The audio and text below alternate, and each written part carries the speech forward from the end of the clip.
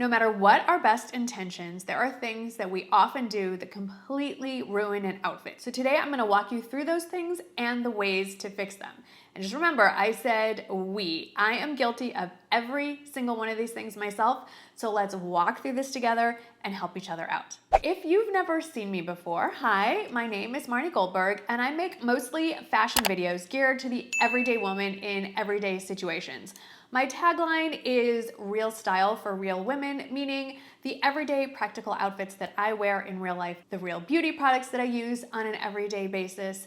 I gear my videos to women like me, those of us who love a good deal, would prefer to buy more budget-friendly items, but we don't mind a splurge now and then if it's justified. So as I move through these tips, please know that if I have any specific product recommendations, I will have those linked for you. So in no particular order, number one has to be wrinkles in your clothing, and with that, I'm gonna add visible lint, pet hair, or in my case, my own hair somewhere on your clothing. I can't tell you how many times I've filmed what I think is a great video and then I watch it back in editing and there's a big long hair strung across my shirt. It is what it is, but we can try to avoid these things. So as far as wrinkles go, I have an iron, but I couldn't even tell you when the last time I used it. I have a few ways to avoid or get rid of wrinkles in my clothing. Number one, get the clothes out of the dryer as soon as the dryer cycle is over. That is key. That goes a very long way. Now, if that is an unavoidable thing, there are a few products that I like to use to steam my clothes. Like I said, I hate ironing, love steaming. So I picked up this travel steamer a while back and then just ended up using it every day as well. So I do pack this when I go on vacation or travel, but I also just keep this in my bathroom and steam on a regular basis. Doesn't have to be huge. There are tons of options on Amazon. Doesn't have to be expensive either. A new option that I recently picked up is this guy. Now this is a combination, now it's not a hair straightener, although it looks like you could use it. Don't use it as that. But this irons and steams. You can see the holes here in the plate. What I like about this one is that, let's just say you're about to walk out the door and you're wearing a dress or a skirt and you see some wrinkles on the bottom. You don't even have to take it off to fix it. You just run it along the hem really quickly. Generally speaking, do not ever use a steamer on yourself while you're wearing the clothing. That is very dangerous. This is a very specific situation, just the hem of a skirt or dress. But I like this idea. Also, you can really get into the corners, the nooks and crannies of a particular garment. So that's what I would recommend as far as wrinkles go.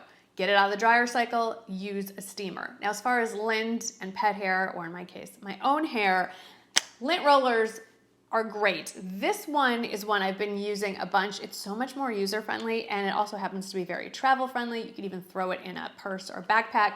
It is a travel lint roller, and what's cool about it is on the inside, it has this sticky gel, and it spins. It's a little ball in here, and you just run it over whatever garment you have. You don't have to worry about peeling off that weird tape or the other kind that's just like a velour feel. You know what I'm talking about. Those just kind of pull and tug, but they never pick up all the stuff. This is very sticky. You can roll it anywhere and everywhere, and it's reusable. Once it's full of lint, you just run it under warm water and it all comes off and you start all over again. So I really like this one for those of us that, like myself, are rather lazy about reaching for the lint roller. This one's also fun to use and easy too. The second thing we are doing to ruin our outfits is having visible panty lines, or VPL as we like to call them. I used to be a big fan of the thong. I have reached the age where I don't care how it looks. If it is uncomfortable, it is not happening in. I don't care what any of you say. Thong underwear is not comfortable. I spent most of my 20s and 30s discreetly reaching around to pull it out of my rear end.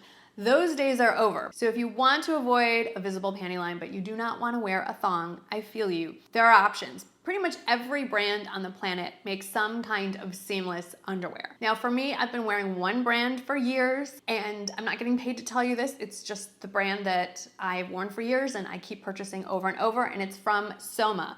They have a specific line called their Vanishing line, and there are a few options throughout that. There's just their regular Vanishing Edge, which is seamless underwear. They have options that are mostly cotton. They have some that are more of a microfiber. Bikinis, high-rise, boy shorts, all kinds of style options. But the key here is they are seamless. And what I particularly like about all of the vanishing panties is that on the rear leg opening, they are lined with almost like a little bit of silicone. So you will never have to discreetly reach around and pull anything out of your rear end. There's nothing riding up. There is some sort of seamless underwear for everyone, so VPLs can be a thing of the past.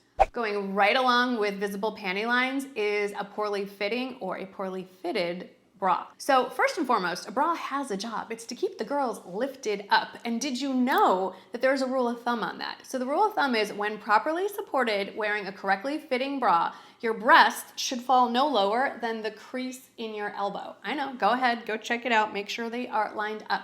So when they are lifted up into the proper place, well, first of all, there's less strain on your back and less strain on your shoulders. That's very important. But if your breasts have fallen below that line, then they just sort of blend in with the middle of your torso and they make you look heavier and larger than you really are. So there are some ways to fix this. First of all, if you're like me, you're reaching for the same two bras all the time. Doesn't matter how many you have in the drawer. We have our favorite two and we just keep wearing them over and over. If you aren't making sure that the straps have been tightened up every once in a while, definitely go do that. As we wear them, the straps just start falling a little bit, and before we know it, the girls are somewhere south of the equator. Just make sure you're adjusting that, and make sure as you are stretching out the strap, that's why you have multiple hooks on the back of bras that close with a hook and eye closure.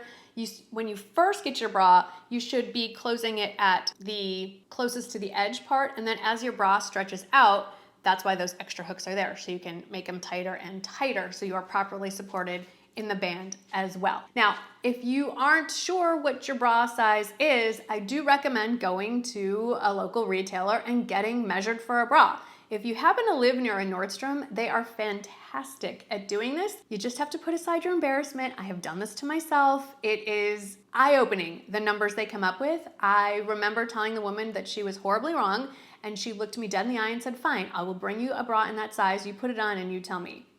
She was not wrong. From Nordstrom to Soma, and even if you can't get to a store in person, there's all kinds of ways to do it. Make sure you're wearing a properly fitted bra. Now, I am not a huge fan of underwires. They're generally uncomfortable. I do believe they have a time and a place, but again, I keep going to Soma. It's just easy. I found the stuff I like, and I am a big fan of their Endless line. It's a wireless bra line. They have bralettes. Those are the kind that just like go over your head, and they have a really nice wide band underneath, so they still do lift everybody up, and then they have just a regular bra version with the hook and eye closure. I am wearing the regular bra version today. What I love is they come in a million skin tones and colors, and so there's something for everybody there. And then for those of us larger chested girls, sometimes you're gonna need a minimizer. I am specifically thinking about when you're wearing a button-down shirt and you have the gaping in between the buttons. That's the time where you need to reach for a minimizer. And the one that I love is from Spanx. It does have an underwire, but it's really, really comfortable and it's pretty. Sometimes those minimizer bras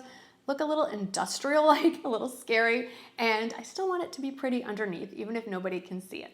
So getting back to how this is gonna ruin your outfit. So obviously, if your breasts are hanging somewhere in the middle of your torso, that adds pounds and actual visual thickness to your torso. But if it's too tight around the band or the straps are digging in, it's adding bulges and back fat that probably don't even exist in real life. So make sure you have a properly fitted and fitting bra and you won't ruin your outfit. Number 4 could be a whole video all by itself, and that is the wrong pant length or jean length, depending on what time of year it is. We could go through all the different options of the kinds of pants and the widths and so forth, but generally speaking, if you're wearing wider leg styles, they shouldn't be dragging on the floor, and if you're wearing skinnier or straighter leg styles, they shouldn't be bunching up around your ankles. Wide leg pants should be about a ½ inch off the floor, or they should break right across the top of your foot. And if you're wearing skinny or straight leg and you want a little bit of a crop, an inch, no more than 2 inches above the ankle. Otherwise, if you crop it higher than that, we're getting into pedal pusher, capri pants length, which I'm not saying is the worst thing in the world, but it is definitely a more dated look. And if you're wanting to look a little more fresh and put together, try to keep the crop length between 1 inch and 2 inch on a straight or skinny leg type of pant. Of course, those lengths are going to depend on what kind of shoes you pair with the pants. So if you have the budget, you may want to choose pants that work with flats and then a different pair of pants in that same style that work with a heel and so forth. You can cuff your pants, but generally speaking, you want to make the cuff pretty small. A very exaggerated wide cuff of about 2, 3, 4 inches just looks like you're wearing pants that don't fit unless you go for an extreme cuff. That's just a style decision. Confusing, I know, but there it is. Since we're talking about shoes, this is something I didn't think about until fairly recently, and I'm talking about black shoes, specifically black clunky shoes. Now, I'm not telling you to throw away your black shoes. I have a pair of black boots and booties and black pumps, and those are staples in my closet. Generally speaking, and this whole video is all about generalities because there's always exceptions and there are no rules, but generally speaking, even if you're wearing head to toe black, adding the black shoes just makes everything look heavier and it draws the focus from your face, where it should be, down to your feet. And my mom always said when I was growing up, you have a problem when people are looking at your feet and not your face.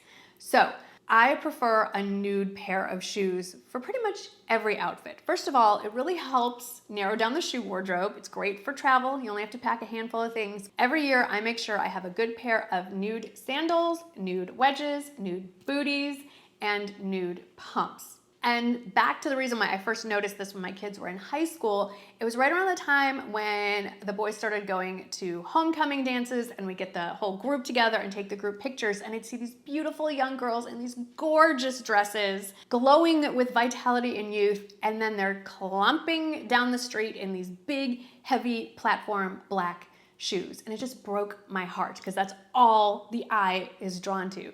Not their lovely faces, their twinkling eyes, the beautiful dress that they probably spent days, if not weeks, searching for. It was those big clunky shoes. If you are wearing an outfit and you are wearing black shoes and you're looking in the mirror and thinking something isn't quite right, try swapping them out for a nude pair instead.